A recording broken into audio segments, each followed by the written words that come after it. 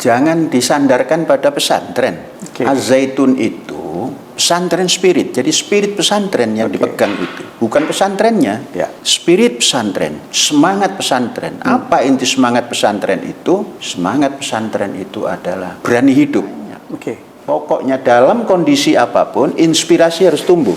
Walaupun tertekan. Kalau kita tertekan, tidak tumbuh, kalah oleh air. Air itu tertekan bagaimanapun naik, tumbuh. Nggak bisa ya, nerobos dari samping. Jadi inspirasi jangan hanya didasari tatkala happy. Nanti jadi euforia. Bukan inspirasi, euforia. Hilang makna inspirasinya. Karena dalam teori komunikasi itu ada bahasa kata orang Arab, al-hadis dzu sujun. Ungkapan kata itu punya cabang banyak.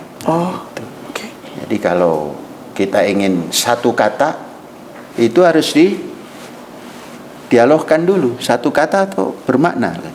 Kalau satu kata kan tinggal begini kan, iya ketok. Kalau nggak begitu nanti ujungnya nggak bagus. Yakin. Jadi ngitung mayoritas minoritas tidak boleh dari agama, tapi dari keyakinan bangsa terhadap dasar negaranya. Kalau dihitung dari mayoritas keagamaan, tidak bakal ada kemajuan untuk Indonesia. Maka mayoritas minoritas harus dihitung dari seberapa besar keyakinan bangsa ini dan implementasi daripada keyakinan bangsa ini terhadap dasar negaranya. Jadi timbangannya adalah seberapa besar keyakinan bangsa dalam mengimplementasikan dasar negaranya, bukan dari agama.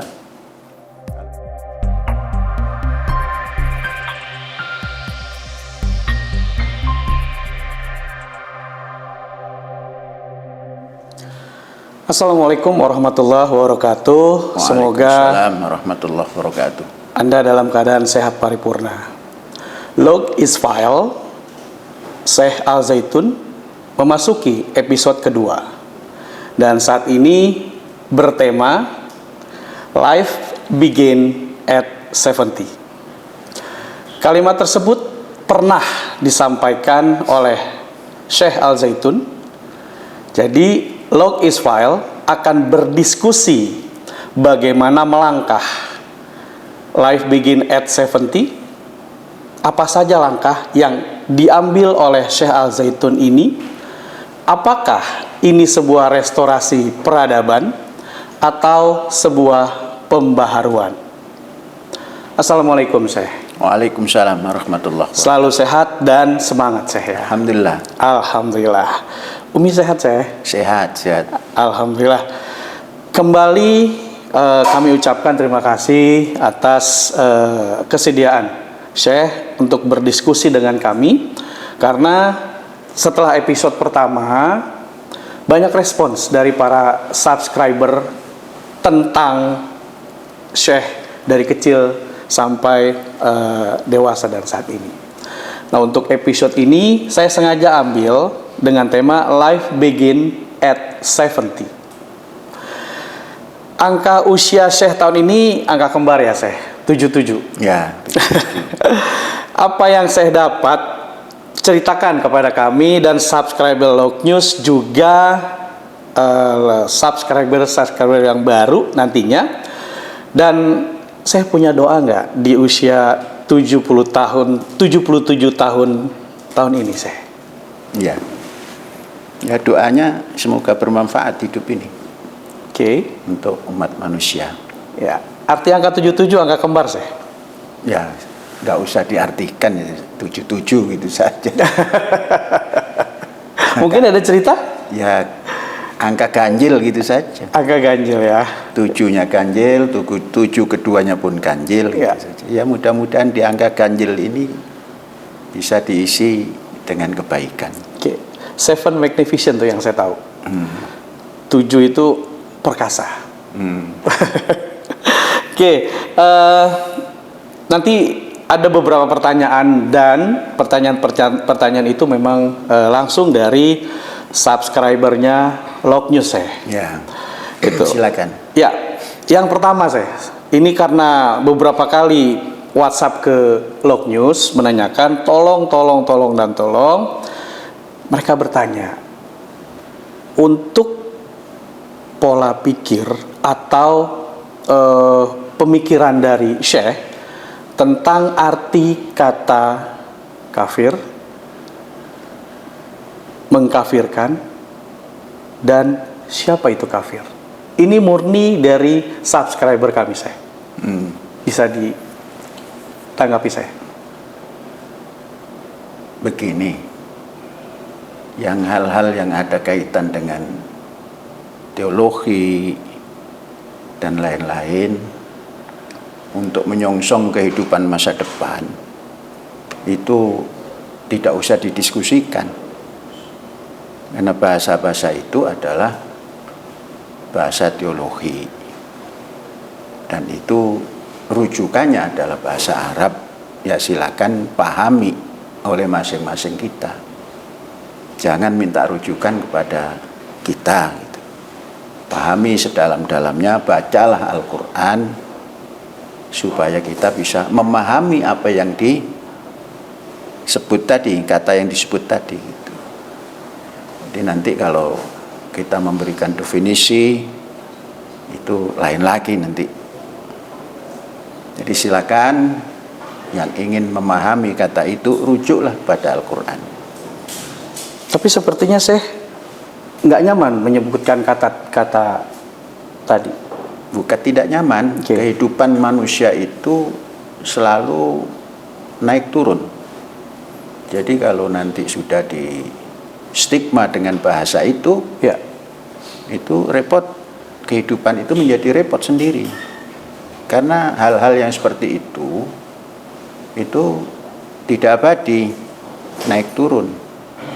Manusia itu keimanannya satu saat turun, satu saat naik.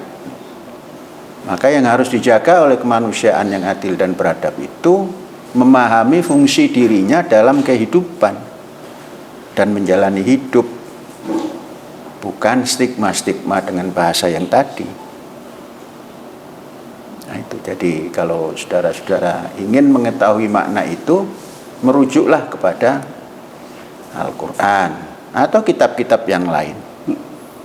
Karena kitab yang diimani oleh kita itu, ya, dalam ilmu akidah Al-Awam ada 4. Wa arba'un min kutubin tafsiluha Tauratu Musa bil huda tanziluha Zaburu Dawud wa Injilu ala Isa wa Furqanu ala khairil mala. Itu kata ulama yang namanya Ahmad Al-Marzuki, yang orang awam pun memahami itu. Jadi ada 4 kitab yang wajib diimani. 1, Taurat dari Musa, Zabur dari Daud, Injil dari Isa, Furqan atau Quran dari Muhammad sallallahu alaihi wasallam. Nah, rujuklah kepada itu kalau ingin mengetahui bahasa-bahasa yang tadi itu. Jadi semua kita yang punya iman wajib memahami apa yang dikandung oleh kitab yang kita imani itu. Jadi rujuklah setiap perkataan yang tadi ditanyakan, gimana konsep ilahi tentang bahasa yang tadi. Jangan nunggu jawaban dari orang, nanti kita terus-terusan bersandar pada orang. Ya itu. Oke. Saya tarik bahasa Syekh tadi, bersandar. Ketika tema kita adalah life begin at 70. Iya. Bagaimana Syekh mensikapi kata bersandar tadi dan tidak boleh bersandar kepada orang. Terus dalam hal menuju atau beranjak dari 70 tahun tadi. Apa arti kata bersandar menurut Syekh? Maksud bersandar? Ya.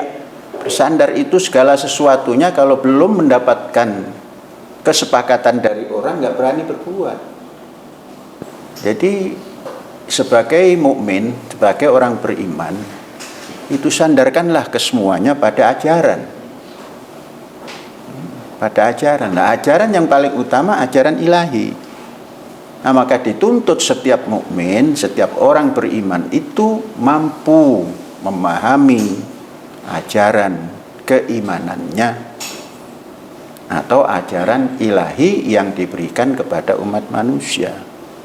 Nah, sehingga dengan demikian kualitas hidup orang per orang itu yang beriman itu menjadi meningkat. Nah, peningkatan yang seperti itu dituntutlah setiap pribadi ini terus menambah ilmu, dalam arti tidak berhenti belajar. Ya, tadi ketika off air kita sempat bicara soal rambut. Gimana? Soal rambut. Oh, ini ada di pertanyaan kami sebenarnya. Yeah. Style rambut, fashion Syekh sebagai pimpinan pondok pesantren itu kok anti mainstream, nggak pakai sorban, nggak pakai jubah. Apa filosofinya Syekh? jangan disandarkan pada pesantren.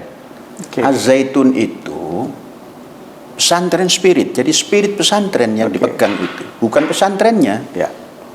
Spirit pesantren, semangat pesantren. Apa inti semangat pesantren itu? Semangat pesantren itu adalah berani hidup. Oke. Kemudian berani berdiri di atas kaki sendiri. Okay. Itulah yang kata Bung Karno, berani berdikari. Itulah semangat pesantren. Ya. Kalau di dalam kehidupan umat Yahudi, itulah yang dinamakan kibut. Kibut dulu sponsornya yang paling maju tatkala itu adalah proklamator daripada negara Israel, Ben Gurin yang asli Ukraina Rusia. Kemudian ada pogrom di Rusia itu dulu. Pogrom itu artinya sama dengan Holocaust. Larilah dari Rusia masuk ke Israel dan masuk ke dalam kehidupan kibut. Kibut itu kehidupan mandiri, kehidupan berdikari, yang seperti kehidupan sosialistis. Kemudian untuk kebersamaan, kalau kita di dalam bahasa pesantren spirit itu berani al-i'timad alan nafas, berdiri di atas kaki sendiri dan percaya diri untuk membangun kehidupan, jadi berani hidup. Maka ada ditanamkan dalam semangat pesantren itu, berani hidup, jangan takut mati. Takut mati, jangan hidup. Takut hidup, mati saja. Nah, itulah semangat pesantren. Jadi bukan pesantrennya, semangatnya. Nah, sehingga timbul di dalam kehidupan pasantri ini, pesantren juga bisa dikatakan pasantri. Pasantri itu adalah orang yang suka menanam. Jadi kehidupan pesantren itu, semangat kepesantrenan itu intinya berani hidup dan berani i'timad alan nafas, bersandar di atas kaki sendiri. Sehingga terjadilah kehidupan berjamaah, bermasyarakat yang mandiri atau berdikari. Nah, sehingga perekonomian pun terjadilah perekonomian yang berdikari. Apa bukti berdikari? Berbentuk seperti konglomerasi. Bukan konglomerat, tapi konglomerasi. Artinya kemampuan dari satu sisi ditularkan ke sisi lain, kemudian terus berputar, sehingga kehidupan itu menjadi berdikari dalam segala hal. Nah, biasanya kalau sudah masuk ke dalam ekonomi kerakyatan. Ekonomi kerakyatan itu simbolnya ya ekonomi koperasi, kerjasama. Jadi bukan ekonomi keagamaan, ekonomi keindonesiaan. Kalau kita tinggal di Indonesia, itulah kerakyatan yang dipimpin oleh hikmat kebijaksanaan. Artinya ekonomi kerakyatan yang bersumber pada hikmat kebijaksanaan.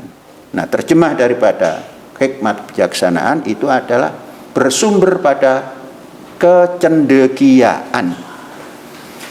Jadi nanti mengelola daripada ekonomi kerakyatan itu adalah cendekia di bidang ekonomi, mahir di bidang ekonomi, atau intelektual di bidang ekonomi. Nah, sehingga dasarnya itu atau dasar negara itulah yang dijadikan tumpuan untuk mengelola ekonomi.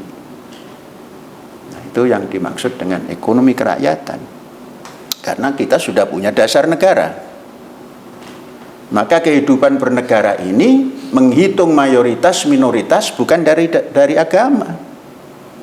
Seberapa besar rakyat Indonesia atau penduduk Indonesia meyakini dasar negaranya. Nah, itulah nanti timbangannya adalah timbangan keyakinan bangsa terhadap dasar negaranya. Jadi yang besar mayoritasnya yakin, minoritasnya tidak yakin. Jadi ngitung mayoritas minoritas tidak boleh dari agama, tapi dari keyakinan bangsa terhadap dasar negaranya. Kalau dihitung dari mayoritas keagamaan, tidak bakal ada kemajuan untuk Indonesia. Maka mayoritas minoritas harus dihitung dari seberapa besar keyakinan bangsa ini dan implementasi daripada keyakinan bangsa ini terhadap dasar negaranya.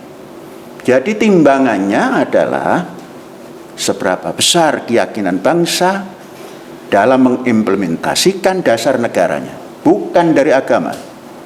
Kalau dari agama, mayoritas dan minoritas tidak bakal terjadi persatuan. Oke, masih soal spirit pesantren, saya tertarik. Apakah hanya spirit pesantren saja yang mampu mewujudkan itu? Mewujudkan apa yang dimaksud? Ekonomi kemandirian, bisa bersatunya bangsa tanpa ada mayoritas dan minoritas. Oh, wajib ada mayoritas minoritas itu, tapi timbangannya adalah dasar negara, bukan agama. Dan ingat, pesantren itu bahasa. Oke. Filosofinya itu adalah berani hidup. Oke. Dan berani berdiri di atas kaki sendiri. Oke. Itu dua itu. Sehingga terjadilah kalau bergerak di bidang budaya, budaya Indonesia. Ekonomi Indonesia. Sains teknologi dari Indonesia, bangsa Indonesia. Jadi Epo Lexos Budhan Kam itu didasari daripada dasar negara yang kita punya. Maka mayoritas bangsa ini yakin apa tidak? Andainya yakin, melaksanakan apa tidak terhadap dasar negara? Nah, itu yang jadi batu timbangan itu. Jadi pesantren itu bahasa. Nah, spiritnya itu tadi, berani hidup dan berani berdiri di atas kaki sendiri. Nah, jadi jangan pernah takut hidup. Oke. Oke, selanjutnya. Ini salah satu pertanyaan kami.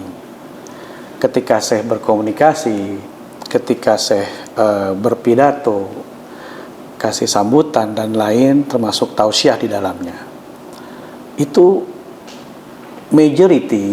mostly audience ngerti, paham. Padahal kalau saya cari di biografinya saya tidak pernah ada kuliah komunikasi. Nah, saya merasakan ini given atau karena saya belajar. Hidup itu tidak boleh berhenti kan? Hidup ini harus selalu belajar. Menghadapi orang, apa yang kita siapkan dari rumah belum tentu bisa dipraktekkan tatkala ketemu dengan audien. Maka audien itu adalah laksana magnet yang terus menyambung dengan kita punya ruh. Maka kita baca audien kita ini sedang apa. Nah, maka persiapan yang kita siapkan itu terkadang sepenuhnya bisa disampaikan, terkadang harus ditambah yang lain, atau justru sama sekali tidak disampaikan, tapi kita sampaikan yang mirip dengan persiapan itu. Nah, sehingga bahasa yang kita sampaikan mudah-mudahan bisa diterjemahkan oleh audien. Dan hal yang begini ini hal yang biasa saja itu. Asal kita selalu berhubungan erat dalam jiwa kita dengan audien kita. Maka seluruh halangan, kalau kita sudah masuk ke dalam kemanusiaan yang adil dan beradab, biasanya terkikis. Kalau kita punya roh ini masih diisi sesuatu yang belum bebas dan belum merdeka, biasanya berhubungan dengan audien itu memilah-milah, oh ini apa, sehingga kita tidak bebas. Tapi kalau sudah kita masukkan bahwa yang kita hadapi adalah umat manusia, maka harus dihadapi dengan kemanusiaan. Karena kita punya dasar negara, ya kemanusiaan yang adil dan beradab. Nah, peradaban itu yang bisa menyambung apa yang kita ungkapkan kepada audien. Dan adil itu yang bisa menyambungkan apa yang kita canangkan dalam roh dan fikir bisa disampaikan kepada audien. Nah, dengan itu yang namanya ikhlas, kemurnian. Nah, sehingga mungkin bisa dipahami oleh audien. Tatkala audien belum paham, biasanya ada pertanyaan-pertanyaan. Nah, karena zaman sekarang tidak face to face terus dan tidak ada kesempatan berdialog, sering monolognya, ya dengan monolog itu jangan sampai terjadi perbedaan yang mendalam dengan audien. Kalau kita membiasakan seperti itu, akan terjadi apa yang kita cita-citakan dalam roh kita dan fikir kita. Oke, ketika komunikasi itu dalam bentuk dialog, saya ada ekspektasi nggak bahwa lawan bicara saya itu harus paham apa yang saya sampaikan? Semestinya kalau dalam dialog itu jangan ada underestimate terhadap lawan bicara kita. Dengan siapapun? Dengan siapapun. Sebab underestimate itu mengurangi hak-hak asasi manusia. Karena manusia itu memiliki kelebihan-kelebihan. Walaupun terkadang ada kekurangan-kekurangan. Maka tidak boleh ada underestimate. Sampai kepada anak-anak pun tidak boleh. Karena apa? Anak-anak belum tentu zaman kita dengan zamannya itu sama. Apalagi zaman sekarang. Kita sering berguru pada anak-anak. Dalam arti untuk membangkitkan kemampuannya supaya lebih tinggi. Nah, kita tampilkan, kita bertanya, dijawab, kita tanya lagi, dijawab. Itu sebuah komunikasi dan dialog dengan anak atau dengan umur yang lebih muda dan sebagainya. Sekarang itu tidak boleh underestimate pada siapapun. Karena kemampuan itu tidak berdasar yang didapatkan dari sekolah. Zaman hari ini banyak sekali ilmu yang didapat dari depan meja. Kalau sering membaca, apa saja yang dibaca itu ilmu. Nah, itu. Jadi jangan pernah underestimate terhadap lawan bicara atau berkomunikasi dan berdialog dengan siapapun.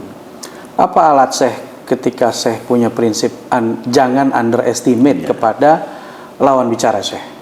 Kan kita sering mendengar apa yang mau didialogkan, mau didiskusikan. Kita bertanya, menurut Anda apa? Nah, kita bisa tahu kan apa yang dikehendaki oleh lawan bicara kita atau lawan diskusi kita.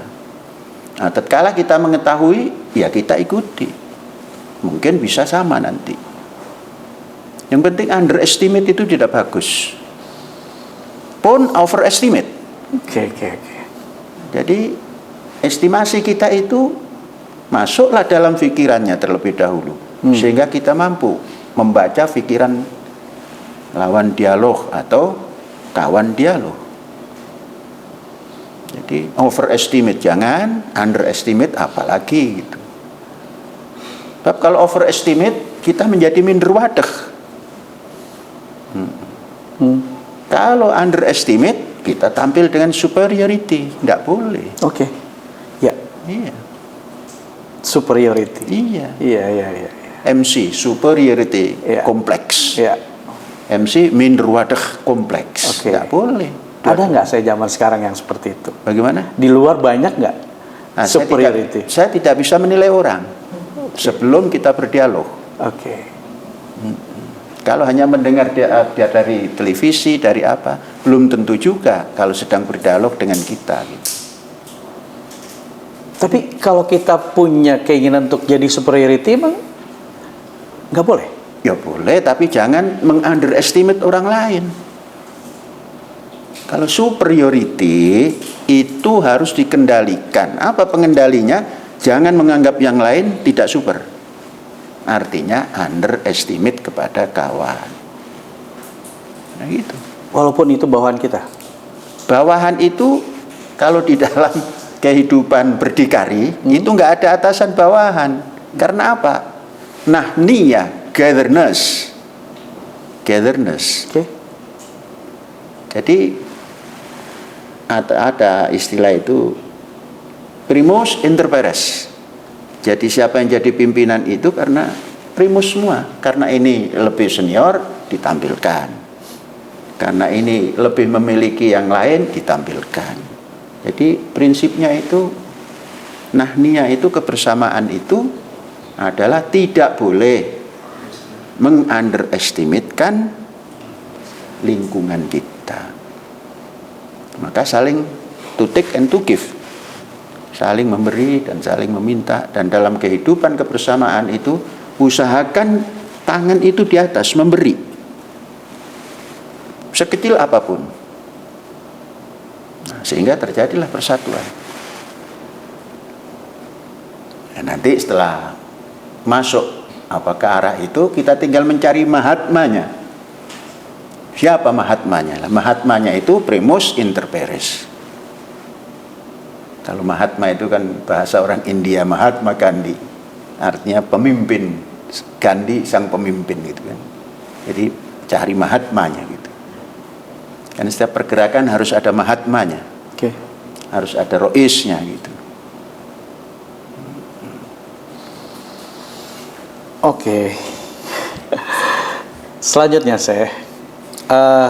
inspirasi Syekh didapat ketika sedang bad mood atau happy, dan di mana tempat favorit saya biasanya kalau di kampus nih?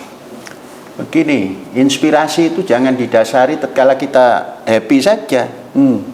Tertekan pun harus keluar inspirasi. Bisa? Oh bisa. Bagaimana kita bisa membelokkan arah yang dicegat orang? Kalau nggak punya inspirasi ditubruk orang. Tapi nggak maksimal pasti dong. Bagaimana? Nggak maksimal. Ya pasti harus maksimal. Effortnya banyak dong. Bagaimana? Effortnya pasti banyak. Ya nggak harus banyak. Pokoknya dalam kondisi apapun inspirasi harus tumbuh. Walaupun tertekan. Kalau kita tertekan tidak tumbuh, kalah oleh air.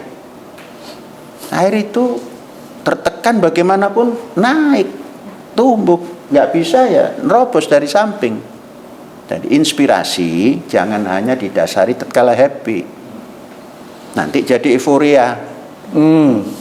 Bukan inspirasi, euforia, hilang makna inspirasinya. Tertekan keluar inspirasi. Senang keluar inspirasi. Jadi jangan dibatasi inspirasi itu. Kalau inspirasi dibatasi, maka lemah dan kelemahan yang terjadi. Tempat favorit di mana Di kampus ini ketika saya mendapatkan inspirasi. Tempat favorit di kampus. Oh, nggak ada yang favorit, semua saya suka. Semua saya suka. Iya. Yang paling deh, yang paling. Bukan karena tatkala membaca dan berolahraga. Oke. Itu di tempat tertentu, ya di tempat tertentu itu kita membaca, di tempat tertentu itu kita berolahraga. Ya. Kita selalu suka satu tempat yang hasil karya kita. Contoh, umpamanya pagi hari saya punya program jalan kaki itu 2 jam. Iya. Kalau kita jalan keliling lapangan itu capek, terasa jauh. Tapi kalau kita jalan sambil membaca Dan menikmati karya. Di depan meja, kemudian di depannya ada pot-pot yang isi tanaman. Oke. Nah, itu justru lebih bagus. Dan bisa mencapai 2 jam itu tidak terasa. Berjalan 2 jam tidak terasa. Sambil mendengar berita. Kalau ada log news beritanya dibaca sambil jalan. Iya, apa saja. Itu kan membaca namanya. Iya, iya. Jadi nggak terasa kaki sudah Oke. 12 Thank you, saya thank you. gitu. Tapi saya ketika olahraga terus kan tadi kan saya bilang gerak ya kan, terus lebih suka sekalian menikmati melihat karya. Nah, ada bahasa multitasking, multitouch, oke?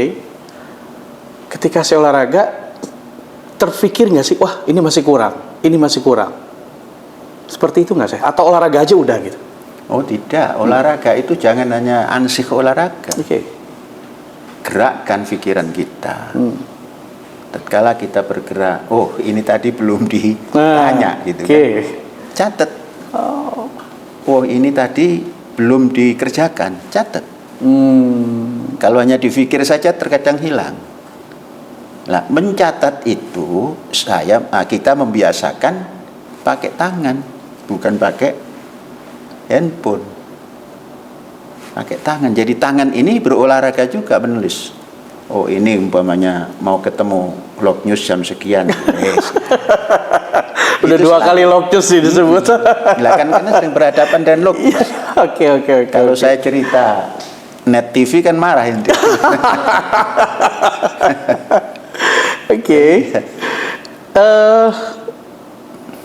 Saya kok selalu menggunakan bahasa kita daripada saya. Dari tadi saya perhatikan. Kan enakan kita. Kalau saya nanti terpisah. Terpisah gimana sih? Ya terpisah. Saya sendiri, situ sendiri. Oke. Kalau kita kan enak. Tatkala kita menunjukkan saya, ya kita sini lagi. Artinya saya ngajak ya? Ya bagaimana namanya kekitaan? Kekitaan itu bahasa Arabnya nahniyah. Oke. Kata orang Kulon itu gatherness, lah gitu saja. Bahkan kehidupan begitu. Nah barangkali kalau dikatakan kita itu bisa nyambung. Siap. Oke. Kalau aku ini agak dihindari. Lebih suka saya daripada aku. Memang aku itu tinggi nilainya. Ya. Tapi kita menghindar itu. Kalau terpaksa ya saya lah. Saya itu kan sahaya.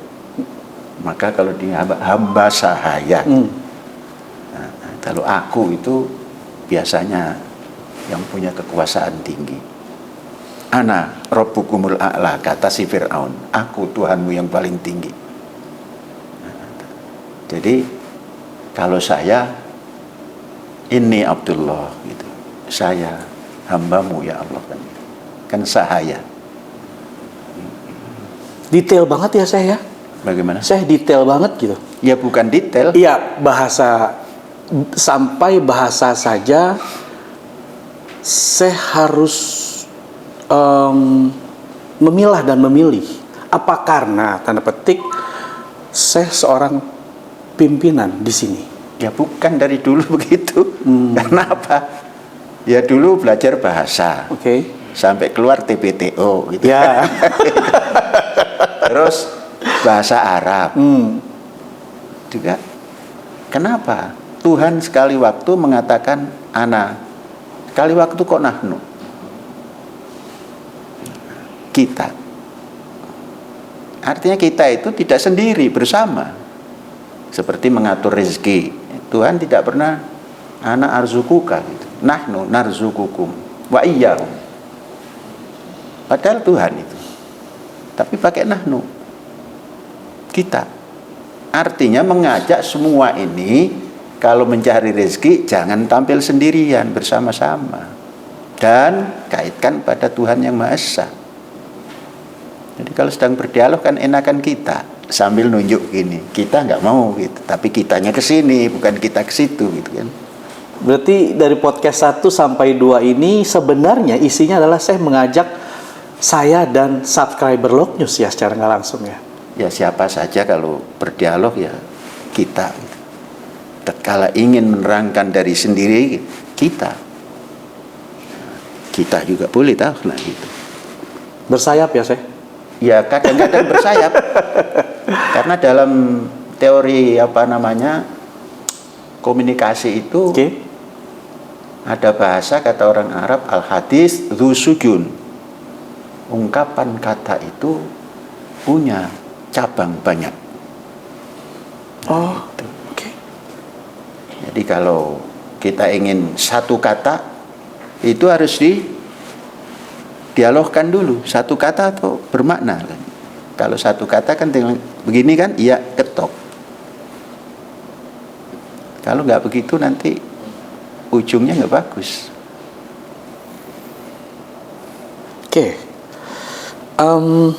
Ini mudah-mudahan saya masih ingat nih di episode 1 saya bilang arti tamat M-nya 2. Saya belum jawab itu kenapa. Iya, karena dari sananya juga nggak ngasih keterangan.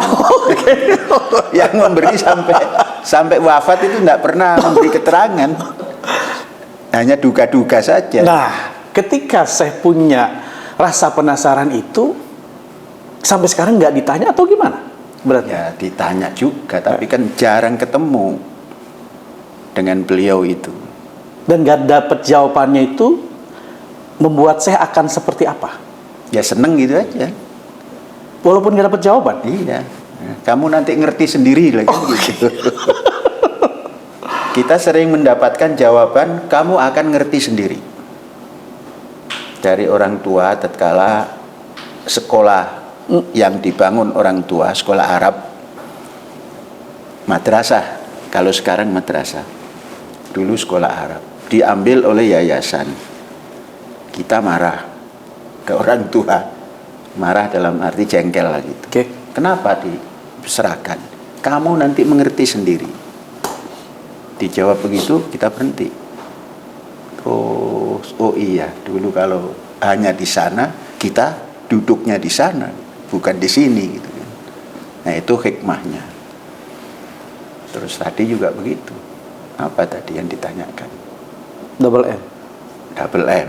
Itu kita tanyakan, Ustadz ini kenapa? Yo ada artinya.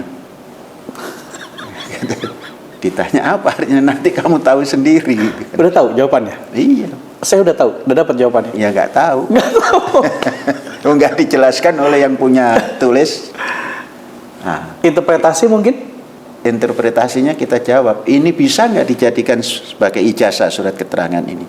Ijazahmu ada di masyarakat. Masyarakatlah nanti yang akan memberi ijazah kamu. Kamu sukses juga masyarakat yang bilang. Kamu tidak sukses masyarakat juga yang bilang. Jadi jangan minta ijazah ke kantor. Legitimate kita adalah legitimate dari masyarakat. Bahasanya bukan legitimate. Apa sih? Ijazahmu ada di masyarakat. Nah itulah yang kita yakini. Jadi waktu kami di sana tidak dapat ijazah, hanya dapat surat keterangan. Yang satu M tamat, yang satu lagi M2 tamat. Kita sangka salah tulis, kita kembali, Ustadz ini kok double? Oh itu ada artinya, nanti kamu tahu sendiri. Kemudian disambung pertanyaan, ini bisa dijadikan ijazah nggak? Itu surat keterangan, ijazahmu ada di masyarakat. Wow. Itu Kiai Imam Zarkasih yang kami jadikan mentor dalam kedisiplinan. Tapi kemarin saya bilang bahwa saya nggak pernah menjadikan seseorang itu contoh atau mentor. Ya, mentor itu artinya bukan mentor seperti pengertian hari ini. Itulah yang menampilkan sosok beliau itu menampilkan disiplin. Nah itu yang kita tiru. Apa yang diucapkan itu terbukti. Dan tidak pernah mengucapkan kemudian tidak di follow up. Itu Kiai Haji Imam Zarkasih yang saya pahami tatkala saya 6 tahun bergaul dengan beliau. Nah berarti artinya ini pertanyaan selanjutnya. Selain HMI, organisasi saya itu apa aja sih saat sekolah sampai kuliah? Dan organisasi mana yang paling berkesan menurut saya? Dulu masuk Gontor organisasinya PII. PII. Kemudian ada peristiwa mau dialihkan ke organisasi lain yang berafiliasi pada partai tertentu. Kita mengadakan perlawanan, ya perlawanan kayak pelajar lah, tidak pakai demo, tidak pakai apa yang nggak mau gitu. Kemudian ada perubahan menjadi IKPM, Ikatan Keluarga Pondok Modern Gontor Ponorogo. Setelah itu kita ke Ciputat, masuk ke HMI. Saya merasakan hidup dalam HMI, organisasi HMI itu satu pelatihan yang saya rasakan, walaupun tidak terlalu serius berorganisasinya, tapi itu sebuah pelatihan karena pernah dijadikan ketua LPMI, Lembaga Pertanian Mahasiswa Islam cabang Ciputat ketika itu. Kemudian pimpinannya ada di Bogor, IPB. Itu kita bisa berkomunikasi dengan tokoh pimpinan pusat. Itu sampai sekarang menjadi kawan, menjadi sahabat. Masih ada beliau. Kemudian menginspirasi kita untuk berbuat sesuatu di bidang pertanian. Sekalipun kita tidak punya basis ilmu pengetahuan tentang pertanian, tapi punya pengalaman. Pengalaman apa? Pengalaman di kampung. Nah, itu kita terapkan di tingkat perguruan tinggi. Ternyata kalau kita mau mempraktekkan pengalaman, itu menjadi ilmu baru. Nah, udah, ya HMI itulah yang mencorai perjalanan hidup dalam berorganisasi. Kemudian tatkala masuk ke lingkup pendidikan yang ada organisasi Matlabul Anwar, itu tidak terlalu memberikan warna baru, tapi yang mewarnai kita adalah himpunan mahasiswa Islam itu. Karena ketika mengembalikan kepemimpinan Nurholis Majid kedua periode dan satu-satunya pimpinan HMI yang 2 periode itu hanya Nurholis Majid. Nah, kita ikut mempromosikan menjadi pimpinan 2 kali, 2 periode. Mengapa? Untuk mempertahankan konsepnya, yaitu nilai-nilai dasar perjuangan mahasiswa Islam, NDP dulu. Nah, itu disusun oleh Cak Nur, kemudian di backing oleh lembaga dakwah mahasiswa Islam. Itu dulu pimpinannya adalah Insinyur Imaduddin. Kemudian ada lagi sekretarisnya itu Endang Saifuddin Ansori. Ya, dengan beliau-beliau itulah kami cabang Ciputat ikut menghantar Nurholis Majid menjadi pimpinan HMI yang kedua. Periode yang 2 periode. 2 periode. Itu tahun 67 Kongres di Malang ketika itu. Nah, kita dapat tugas dari HMI Ciputat. Ada beberapa orang, kita masuk satu di antara mereka. Nah, itu jadi punya punya korupsi tersendiri lah kepada HMI itu. Nah, itu yang istilahnya yang apa ini? Yang menggembleng, walaupun tidak serius berorganisasinya itu. Maklum lah namanya mahasiswa yang kekurangan segala-galanya. Sekaligus kebentuk. Nah, itu membentuk diri kita. Kalau kedisiplinan dibentuk oleh Kiai Zarkasi. Nah, Kiai Zarkasi menurut kita waktu itu sangat disiplin. Nah, itu saja. Saya hafal betul dengan nama-nama pengalaman-pengalaman saya. Terkesan atau gimana sih? Ya bukan karena bersama-sama. Keseringan bersama. Iya. Tidak menentukan pada waktu tahun 67 HMI itu belum punya filosofi yang jelas. Maka diantarkan oleh Nurcholish nilai-nilai dasar perjuangan NDP HMI. Masih sampai sekarang NDP itu? Masih. Kalau tidak dibuang ya masih. Itu memperjuangkannya luar biasa ketika itu. Oke, nah ini saya. Selanjutnya ini nyambung terus nih kita nih. Waktu itu berarti saya pernah punya tokoh yang bersinggungan nggak? Atau nggak sepaham dengan saya? Dan gimana endingnya waktu itu? Saya tidak namanya tokoh yang bersinggungan tidak terlalu kita ingat, walaupun dicatat. Oke. Ya, tapi yang kita selalu dekati siapa tokoh itu yang dekat pada orang tua. Nah, itulah yang kita dekati. Oh. Orang tua itu tokoh Masyumi di daerahnya. Oh, oke. Ya, itu semua tokoh Masyumi pusat itu selalu datang ke rumah orang tua. Walaupun rumah orang tua itu lantainya tidak ada ubin, hanya tanah biasa. Kita tahun 50-an itu. Ya. Kemudian tidak punya tempat mandi. Tempat mandinya di jublang, kalau kata kami dulu jublang. Apa deh? Jublang. Jublang. Jublang itu empang. Oh, nyebur gitu langsung? Iya, dikhususkan untuk mandi. Oh gitu. Jadi airnya dipelihara betul karena untuk mandi. Oh. Mandi yang nyemplung di situ. Oke. Nah, saya hidup dalam kondisi begitu dari kecil. Nah, tokoh-tokoh dari Jakarta itu tidak mau di tempat lain kecuali di tempat kita kalau sedang menginap. Mengapa? Karena bisa berenang. Jadi, laksana kolam renang. Jublang tuh empang bukan sih? Ya empang lah.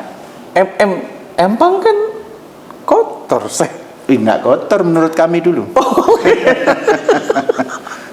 Kotor kan sekarang tahu kotor itu karena ada yang bersih.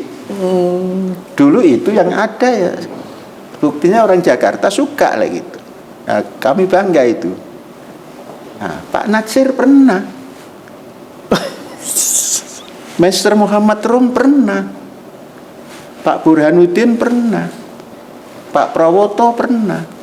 Nah, tokoh-tokoh itulah tatkala kita ke Jakarta kita datangi. Maka yang menghantar kita ke tugas ke Malaysia dari Pak Natsir. Terus yang memberi hidup, artinya diberi hidup itu di Jakarta, terus dikasih koran, Pak Burhanuddin Harahap, pimpinan Harian Abadi. Kita datangi, oh kamu anak Pak Lurah ya? Iya gitu. Bagus Pak Lurah bisa nyekolahkan ini. Nih, bawa, kasih 50 eksemplar. Dikiranya suruh jual nanti diserahkan lagi. Tahu-tahu nggak boleh. Untuk kamu katanya. Bapak kamu itu orang Masyumi kuat katanya. Nah, iya dulu saya melihat Bapak di Jublang itu atau di Empang itu berenang gitu. Jadi saya sampai dengan Abadi di Bredel, saya mendapat 50 eksemplar. Dan saya memanage bukan bayar bulanan. Karena kita mempunyai rombongan pengajian di Ciputat itu, kita ingin mendekatkan masyarakat kampung desa ini supaya bisa mengikuti perkembangan pendidikan YIN. Kami turun memberikan pengajian-pengajian, pembinaan-pembinaan. Nah, ketika itu kita tidak mau mendapatkan amplop, itu tidak mau. Nah, kita berikan ini 50, bagikan ke kawan-kawan, uang di depan. Jadi punya uang. Di samping tatkala habis ya jual enggak di kanjas dan sepatu Bali dan Sri Wisnu. Oke. Jadi tokoh-tokoh itulah yang membimbing kita. Di samping ber-HMI. Oke. Saya masih nyimpan nggak benda-benda atau apapun itu dari Syekh, mulai seperti tadi tuh punya pengalaman apa segala macam, kayak buku atau apa gitu, masih ada gitu, masih nggak saya menyimpan benda-benda seperti itu? Dulu yang paling kita simpan benda itu buku-buku Bung Karno dan Kapita Selecta tulisan Pak Natsir. Kapita Selecta. Ya, itu tatkala kita tinggalkan dan kita masuk ke Ciputat, itu di sana kan sering banjir, rumah kita itu sering banjir. Nah, itu mungkin tatkala banjir dipindah-pindahkan terus nggak terkontrol, banyak yang hilang buku itu. Jadi terpaksa ya mencari yang baru. Dan buku lama yang masih disimpan itu satu itu. Buku di bawah bendera revolusi itu lama sekali umurnya itu. Oke. Satu itu nggak hilang itu, kemana-mana di bawahnya itu. Oke. Udah selesai bacanya, saya? Iya, balik lagi. Bahasa Bung Karno itu dibaca sekarang maknanya begini, dibaca besok maknanya begitu. Gitu. Itu tulisan Bung Karno itu, kelebihannya itu.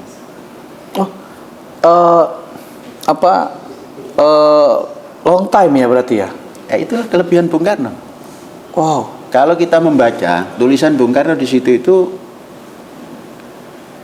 nasionalisme, Islamisme, Marxisme.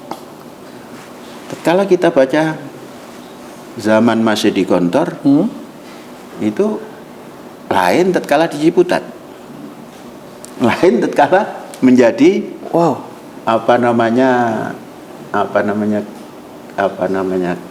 kepala sekolah di Banten. Lain halnya dengan tatkala sekarang. Sekarang pun kalau kita baca, ini harus diarahkan ke sana, ini harus diarahkan ke sana. Itu Bung Karno. Itulah maka nggak berhenti kalau membaca. Pemikiran itu masih relevant dengan kondisi hari ini artinya? Masih. Bagaimana tidak? Hanya Bung Karno tatkala menjadi pemimpin Republik Indonesia.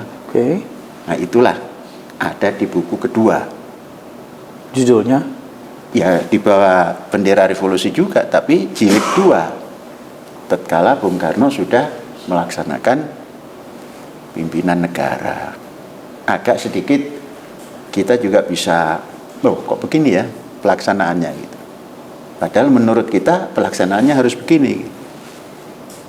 Nah, jadi Bung Karno tatkala masih menulis sebelum jadi presiden, dan tatkala ditulis tatkala menjadi presiden, kita bisa mengoreksi dari bukunya. Nah, itu seperti ngobrol ya, Syekh, dengan... kalau membaca buku harus ngobrol. Seperti kita ketemu dengan orangnya gitu. Kalau nggak begitu ya, seperti dialog imajinatif gitu. Lah ya, baca itu kan dialog imajiner. Saking ngefansnya bukan atau ngefans, seneng aja gitu. Kalau ngefans kan ada orangnya gitu. Saya berjabat tangan dan Bung Karno itu sekali saja. Tatkala masih umur berapa itu, kelas 5 atau kelas 4 itu. SR, Sekolah Rakyat. Itu saja. Hanya salaman atau? Salaman saja. Nggak ada kata-kata atau senyum atau? Iya, diupuk-upuk begini kepala. Ya, kamu. Diusap-usap gitu? Ya, diusap-usap. Kalau kami diupuk-upuk gitu. Bangganya bukan main. Ya, bukan main.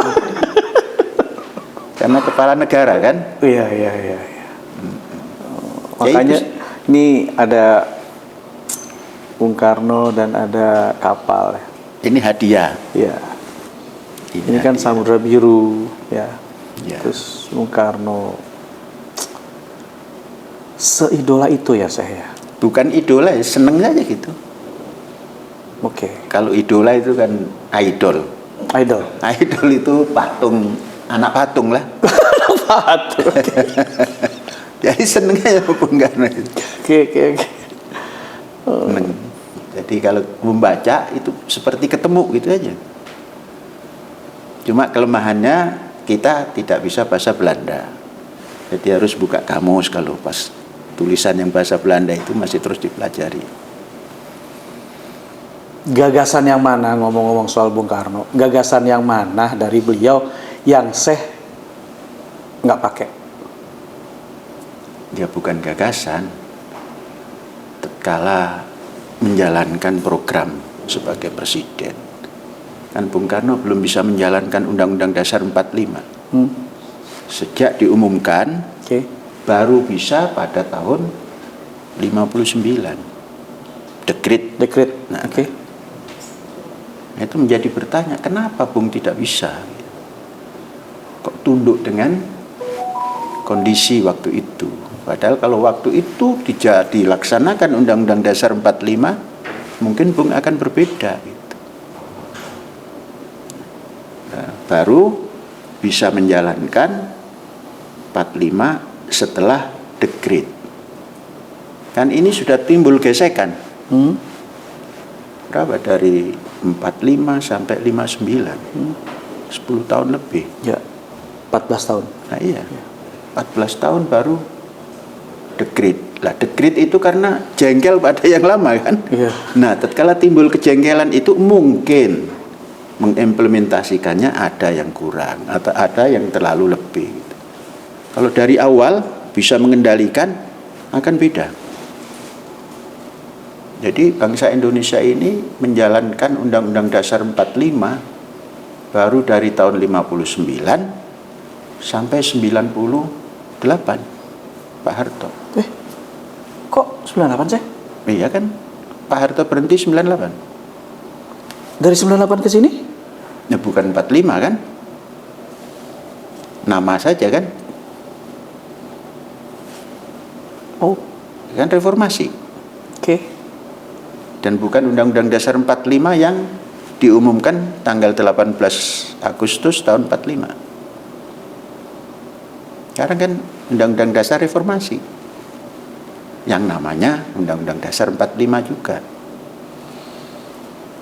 Jadi 59 sampai kepada 98. Selesai. Sekarang bukan lagi Undang-Undang Dasar Reformasi yang bernama Undang-Undang Dasar 45. Oke. Kita rasa kalau serius menjalankan Undang-Undang Dasar 45 tidak begini kondisi negara. Telat nggak sih? Bagaimana? Telat nggak? Tidak, nggak ada yang telat. Nggak ada yang telat ya. 98 sekarang 2023 berarti lebih kurang 25 tahun. Iya, dikurangi 14, dikurangi 25. Berapa itu? 25 dan 14 itu 39. Sekarang umurnya 78. 39 tahun tidak serius ya, tidak serius tanda petik ya, tidak serius menjalankan itu gitu. Enggak, yang serius dijalankan kan setelah dekret. Setelah dekret. Cuma dalam menjalankannya banyak dikoreksi. Kemudian oleh Pak Harto. Jadi yang serius menjalankan Undang-Undang Dasar 45 kalau dibaca dari sejarah Pak Harto. Kemudian dikoreksi oleh reformasi. Menurut kita punya pemahaman. Oke. Apakah perlu dikembalikan kepada Undang-Undang Dasar 45 yang diumumkan tanggal 18 tahun 45, 18 Agustus tahun 45? Mungkin juga bisa dijawab perlu, mungkin juga dijawab ya nggak tahu yang lain jawabannya. Dan kita masih punya kesempatan untuk masuk tahun emas 100 tahun itu. Mengapa? Persiapan masuk ke tahun emas itu kan masih ada satu periode 5 tahun masuk ke 28. Jadi Indonesia itu bisa menjadi ada karena ada Sumpah Pemuda. Sumpah Pemuda itu membuang segala tautan kecuali Indonesia. Maka yang diproklamirkan ketika itu kan satu nusa, satu bangsa, satu bahasa Indonesia. Hanya dengan 3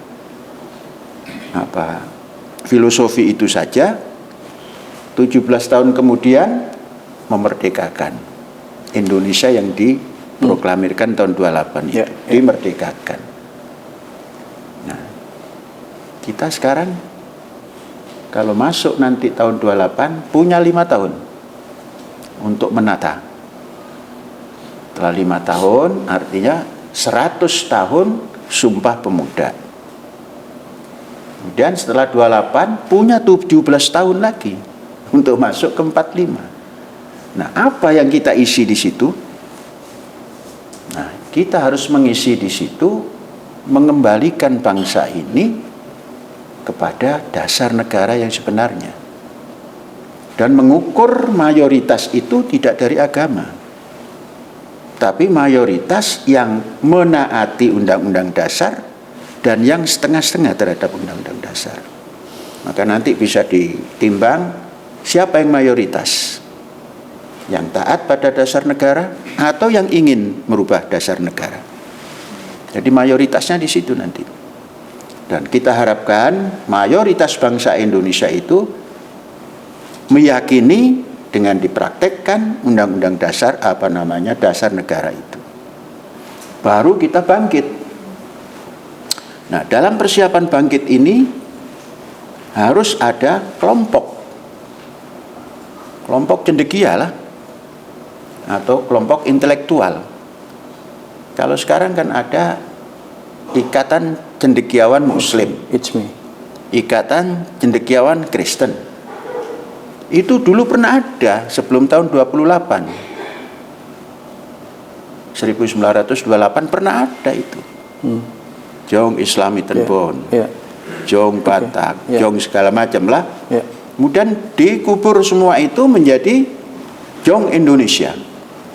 Keluarlah satu nusa, satu bangsa, satu bahasa Indonesia.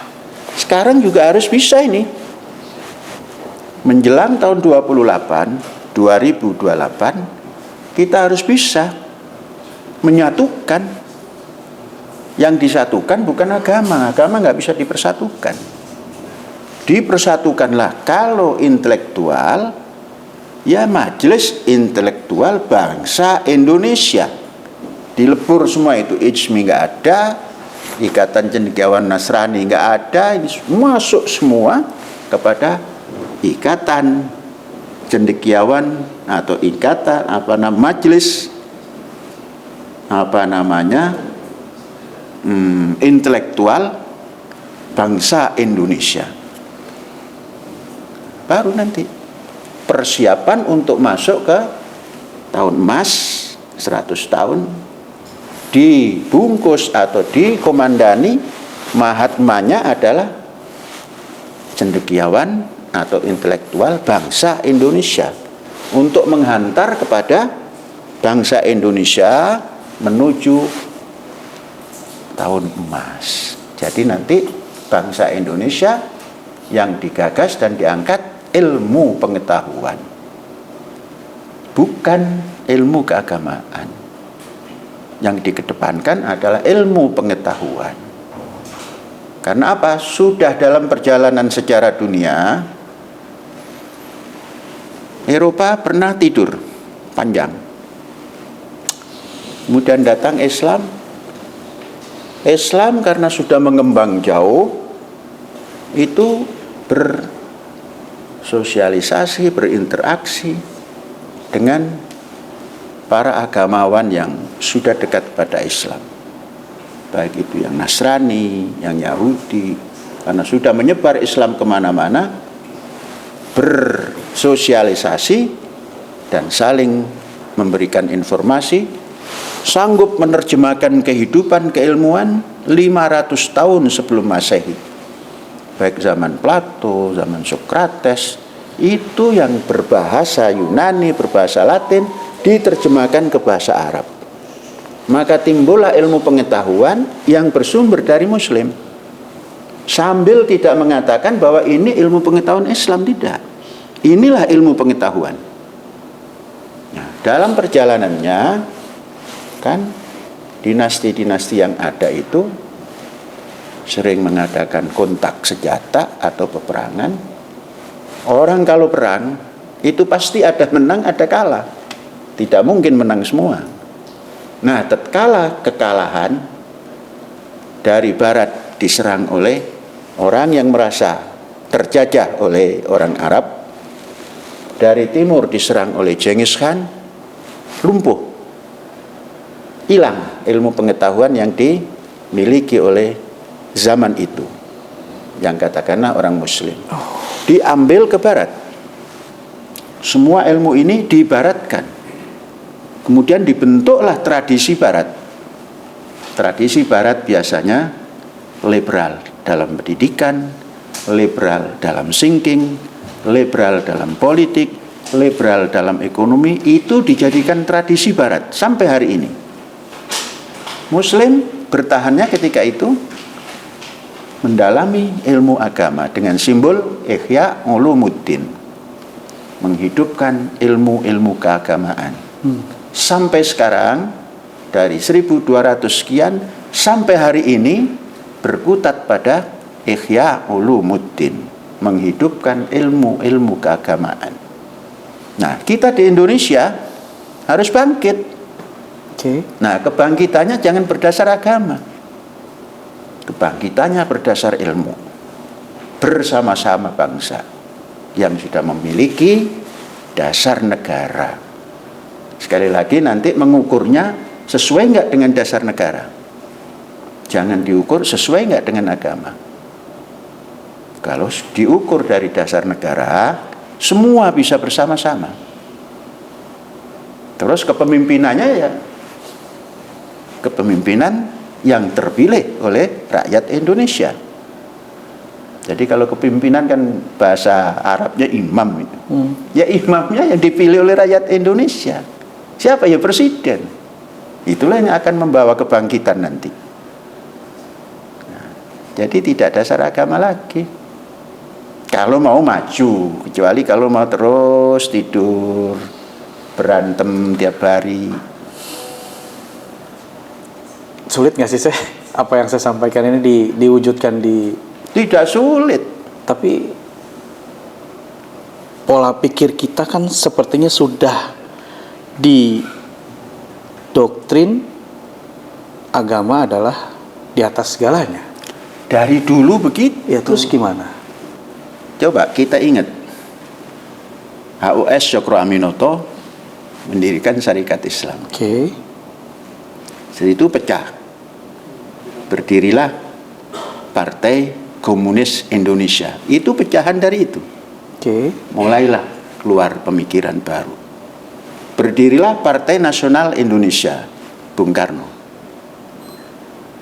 Kemudian setelah ada politik etis, mereka memiliki keilmuan, ilmu bertambah, mengedepankan awalnya dengan simbol masing-masing, yang agama yang Islam kah, Nasrani kah.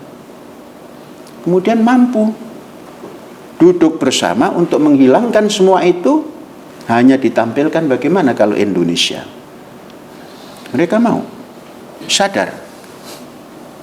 Dalam 17 tahun saja, dengan ilmu pengetahuan yang dimiliki, mampu menyusun segala macam. Dasar negara bisa disiapkan, undang-undang dasar disiapkan, dan semua kelengkapan untuk hidup bernegara disiapkan. Itu kan ilmu. Tercetuslah kemerdekaan. Hanya satu saja belum tercapai, melaksanakan cita-citanya dalam tempo 14 tahun. Terjadilah keguncangan-keguncangan. Nah, itu kan pengalaman sejarah. Kita harus belajar dari situ. Sekarang dari tahun 24 ini harus mengarah bagaimana tahun 28 itu bisa terulang. Semuanya adalah untuk Indonesia Raya. Baru nanti berkembanglah pendidikan dan lain sebagainya di bawah wadah Majelis Intelektual Bangsa Indonesia. Ya gitu. Aduh. Terus kedepannya meningkatkan keilmuan. Nah, kalau bahasa Arabnya Ihyaul Ulum, kan gitu. Dengan Asik. kondisi pendidikan Indonesia yang seperti ini. Oh, jangan mengatakan dulu juga nggak rapi-rapi amat. Menjelang 28 itu nggak rapi-rapi amat. Saya ngajak bangsa Indonesia yang tanda petik seperti itu loh, gitu loh. Iya, kan Ini pemikiran restorasi peradaban atau reformasi atau transformasi sih ya nggak sebenarnya. pakai dikategorikan restorasi. Tapi kan harus ada, reformasi. harus ada gagasan atau apapun Ya itu ini sebutan. gagasan, maka harus dicari siapa Mahatmanya. Siapa yang memimpin gagasan itu? Supaya bisa dilaksanakan secara bersama-sama seperti menjelang tahun 28. Ini kan nanti rilis nih, Gimana? Ini kan nanti rilis nih. Konten ini kan rilis, tayang. Terus tiba-tiba subscriber Locus bilang menunjuk gitu Mahatmanya. Oh jangan, itu kan baru kira-kira. Ya enggak, tampil. Gagasan itu kan harus ditampilkan. Tapi kalau bukan orang yang punya gagasan itu, how come gitu loh, Ya enggak juga, kalau bersama kan bisa. Satu mengangkat ember yang 1 kilo, satu yang 5 kilo, yang bisa 10 kilo, 10 kilo, kan gitu. Butuh waktu dong. Ya memang hidup ini enggak sekali jadi. Coba, Tuhan mengatakan, idza arada syai'an ayyaqula lahu kun fayakun. Tuhan itu kalau ingin sesuatu tinggal gedruk bumi jadi. Tapi kalau diterjemahkan dalam kaidah bahasa, kun, jadilah, fa, yakunu, ada fa-nya. Inilah proses. Fa musababah itu, proses. Jadi prosesnya tadi kan 5 tahun, masih menjelang 28 ini kan 5 tahun. 24 setelah pemilu, Mahatma Republik Indonesianya tampil, kirimkan gagasan ini untuk masuk pada tahun 28. Apa? 17 tahun untuk masuk 100 tahun kemerdekaan. Panjang itu 5 tahun itu. Oke. Sudah banyak intelektual Indonesia itu tinggal merangkum. Jangan berdasar agama, berdasar dasar negara Republik Indonesia. Jadi nanti tidak lagi apa agamamu, nggak ada itu. Bagian apa yang tinggal? Oh bagian ini apa namanya, ruang angkasa. Jadi tidak bicara agama lagi, ruang angkasa gimana ya terus. Oh ini bagian maritim. Oh ini bagian pertahanan. Kan asik kalau begitu. Berhak semuanya ya. Bukan berhak, ya memang harus. Kalau berhak itu kan ini wajib sudah kalau mau masuk pada 100 tahun kemerdekaan Indonesia atau 100 tahun wujud Indonesia merdeka. Wajib, bukan hak. Harus anak muda nggak saya? Gimana? Harus anak muda nggak? Semua berkewajiban. Jangan pernah ngukur tua dan muda, bersama-sama.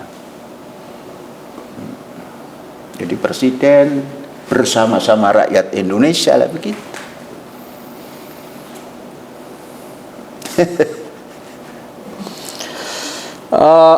Saya baru melontarkan sedikit saja yang anti mainstream itu sudah kontroversi. Ini bukan anti mainstream. Untuk masuk Indonesia 100 tahun itu loh. Kan Ya. belum ada mainstreamnya. Ya artinya apa yang saya sampaikan ini tidak dimiliki oleh semua orang Indonesia gitu loh. Bukan tidak dimiliki, belum sampai ke situ barangkali. Atau sudah sampai ke situ, belum ada yang mencetuskan. Nah kalau nggak dicetuskan nanti nggak keluar itu. Jadi bisul ya saya. Gimana? Iya. Kalau gini kan nanti ditanggapi, oh iya sama ini gitu kan. Nah ini pertanyaan selanjutnya masuk nih.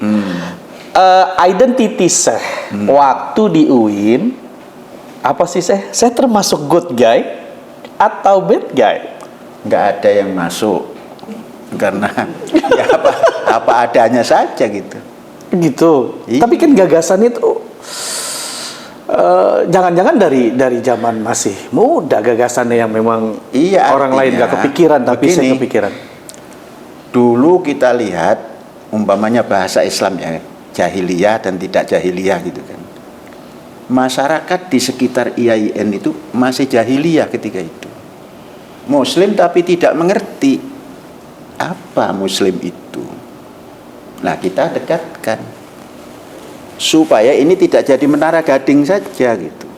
Kita turun dan kita organisir yang turun itu. Akhirnya mengenal, oh IAIN itu begini, suka pada IAIN.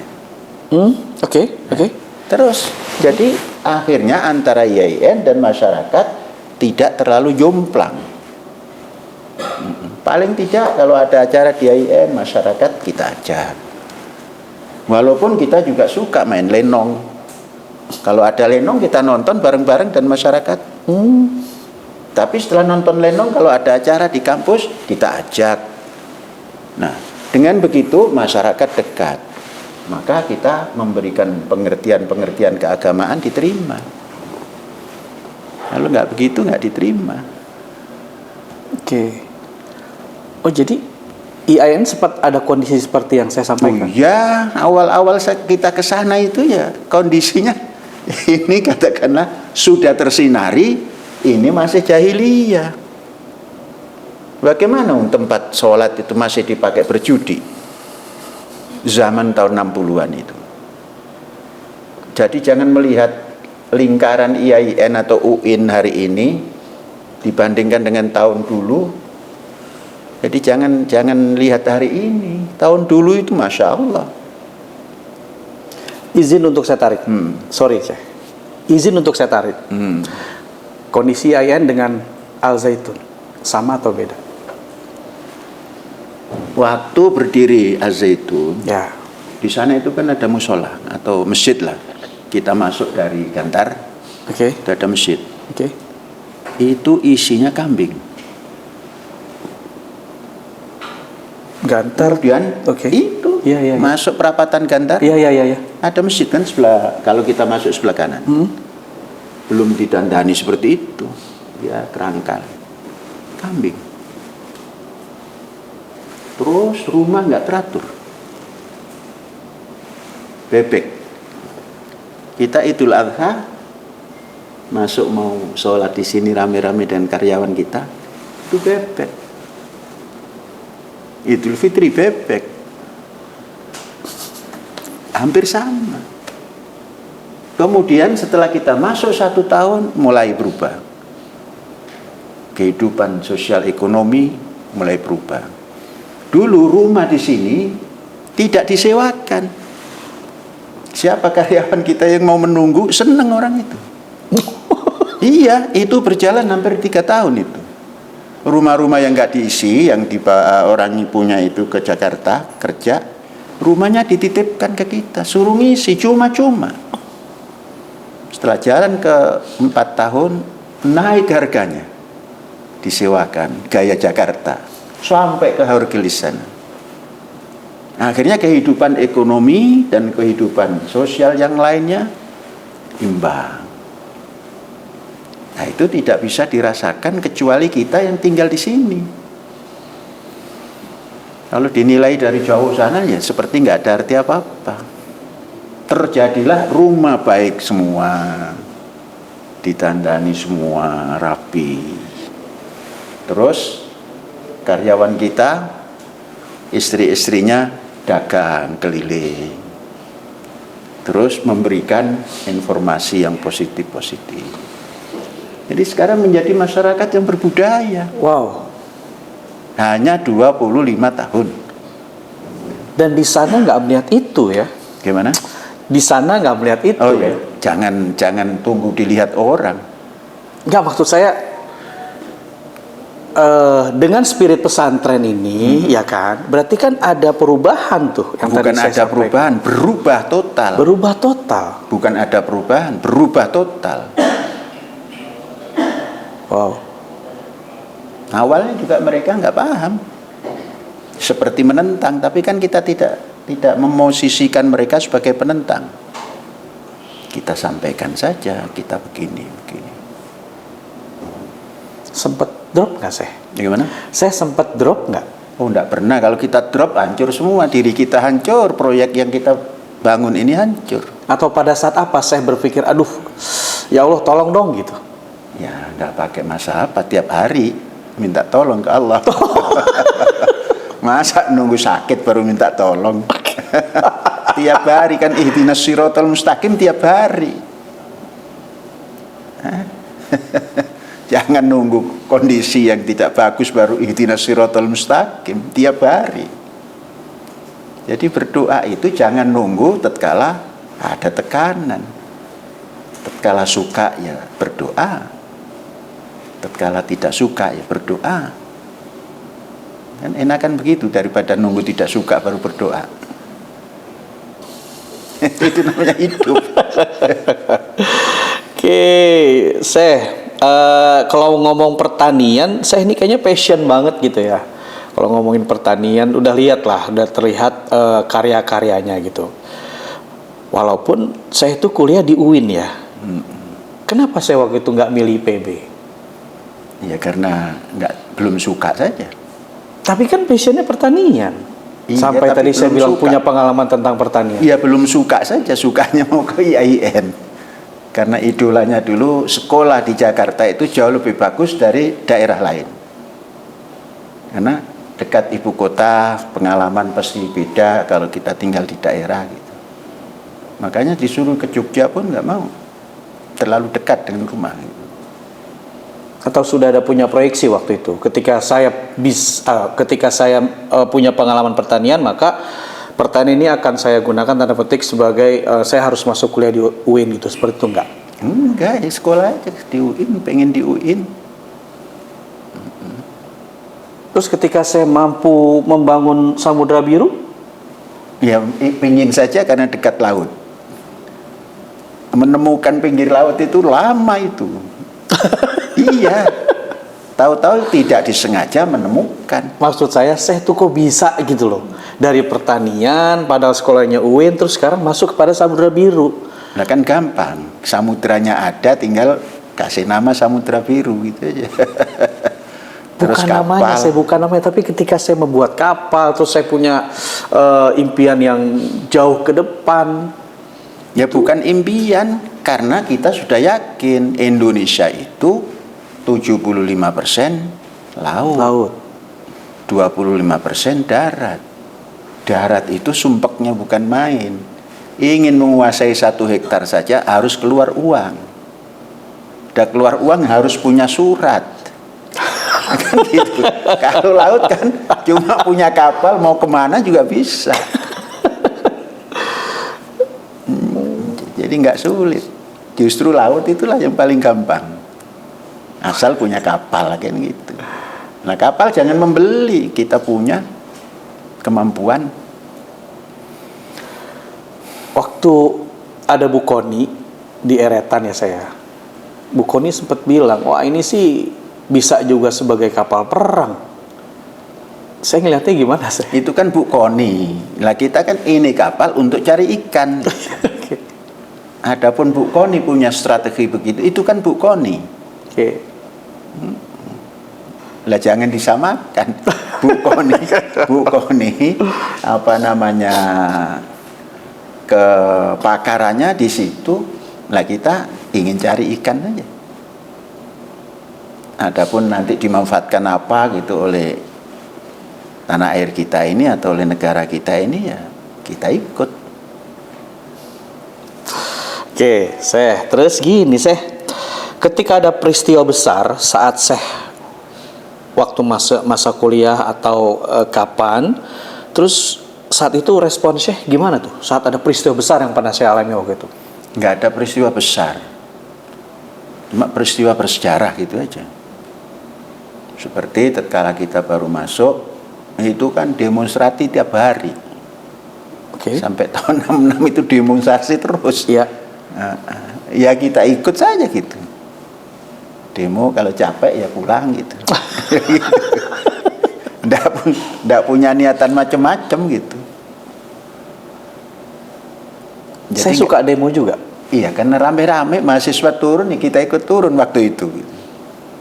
Cuma kalau lapar cari sendiri kan. Nggak pakai seperti sekarang ada yang menyponsori. Dulu lapar ya cari sendiri warteg. Jadi korlap atau ikut-ikutan? Ikut-ikutan saja. Ikut-ikutan gitu. saja. Karena mahasiswa dari Ciputat itu banyak ya, kita justru di depan gitu aja. Oke, saya pernah masuk partai nggak? Enggak, Enggak ya. Arti partai buat saya apa? belum. Nanti kalau punya baru punya arti. Kan sekarang belum punya. Walaupun untuk mengubah tanda petik ya di Indonesia ya, gagasan gagasan itu lewat partai. Tetap saya tidak ada arti atau tidak pernah mau keinginan masuk partai. Masuk partai jangan, kalau mau membuat partai loh itu kan belum mau sekarang. Membuat partai. Nah, iya. Kan belum. Oke. Kalau masuk kan namanya sudah ada rumahnya itu. Mending kalau yang punya nerima. Oh, makin seru nih saya sebenarnya nih.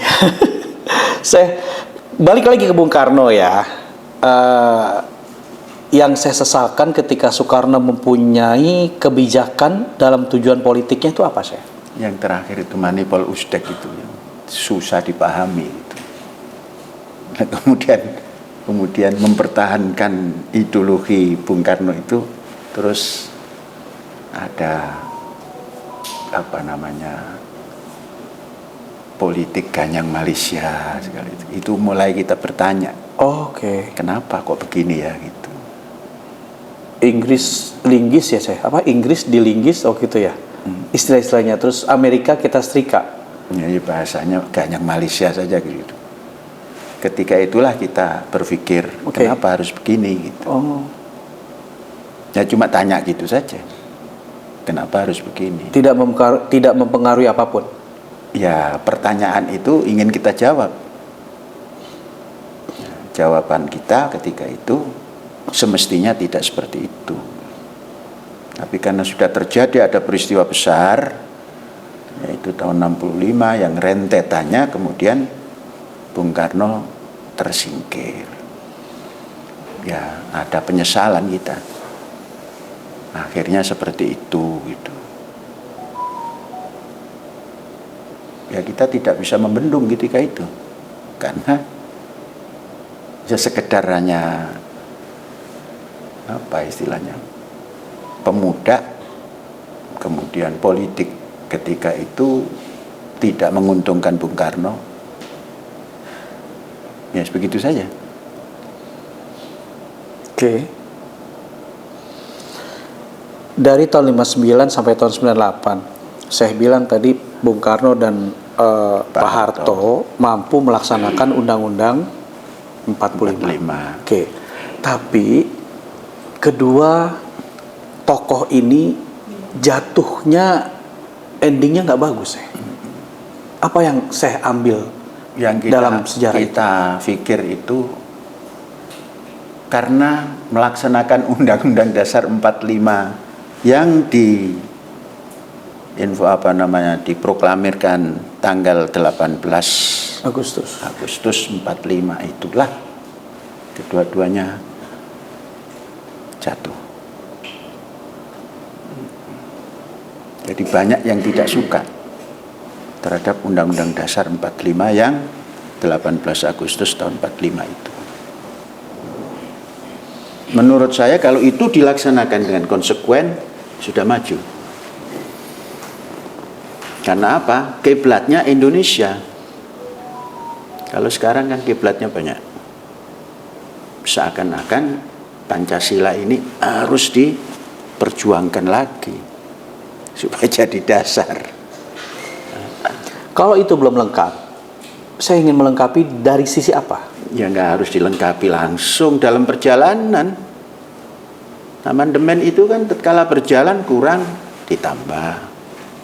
Tidak sekaligus sampai 4-5 kali di amandemen begitu. Itu tidak masuk teori amandemen menurut saya. Oh ini kurang, jadi buat tambahan. Kan ada Majelis Permusyawaratan Rakyat. Oke. Kemudian episode pertama talk show kita nih, saya masih ngasih PR ke saya tentang arti Al-Zaitun secara filosofi. Saya bisa jawab di episode ini? Ini sudah panjang itu, nanti lagi. Ya nanti lagi. Oke, ya udah saya punya games. Mudah-mudahan saya berkenan. Gamesnya itu untuk closing podcast kita. Apa itu? Jadi saya hanya pilih salah satu, A atau B. Kalau dua-duanya umpamanya? Ya. Berkenan nggak saya? Pilih salah satu, A atau B. Jangan banyak-banyak pertanyaan. Oke, 5 ya. Loh, banyak kan? Banyak kan, oke. Ini, tapi jawabnya dengan cepat ya saya? Ya nggak usah cepat-cepat. Oke, 1. Persiapan masa depan lebih memilih menabung atau aset? Aset. Dalam bekerja lebih memilih one man show atau teamwork? Ya teamwork lah. Gaya lebih memilih Zadul atau Zari?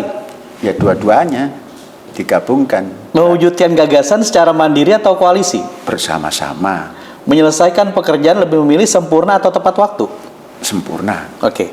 Closing statement saya tentang masa lalu, masa kini, dan masa yang akan datang. Silakan saya. Tiga-tiganya harus digabung. Masa lalu untuk pelajaran. Sekarang karena belajar dari masa lalu untuk menciptakan yang akan datang. Ya, nggak susah. Oke. Oh. Terima kasih terima kasih. Ini episode kedua yang lebih bikin saya lebih paham, lebih memahami, dan tentunya subscriber Log News TV sesuai dengan apa yang mereka inginkan adalah profil Syekh sesungguhnya, dan saya kira sudah sangat menjawab. Loggers Log News TV di Log is File by H.A. Nasution, episode live begin at 70 telah terselesaikan. Dan alhamdulillah banyak pertanyaan-pertanyaan dari subscriber Log News TV pun terjawab oleh Syekh Panji Gumilang. Semoga ini menjawab segala keraguan, segala pesimisme tentang bagaimana pada dasarnya Indonesia bangkit. Untuk Log is File, Log News TV, saya H.A. Nasution dan Syekh Panji Gumilang mohon pamit. Assalamualaikum. Merdeka! Merdeka!